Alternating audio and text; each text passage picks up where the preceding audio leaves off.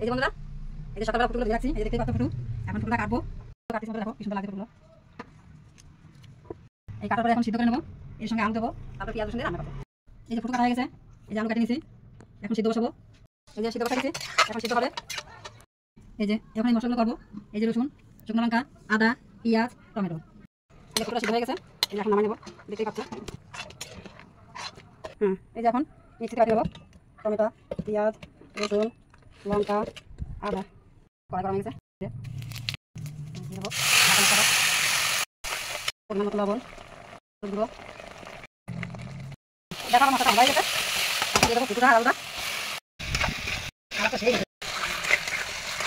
সবজিটা হয়ে যেতে গরম মশলাটা বাটি নেবো, জল দিলাম।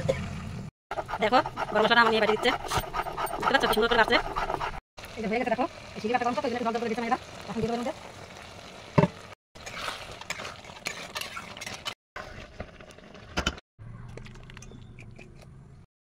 দেখো কালারটা কত সুন্দর হয়েছে। ফুটুটা রান্না হয়ে গেছে। কারা কারা ফুটু ভালো খাও, কারা কারা খাইছো কমেন্টে জানাই।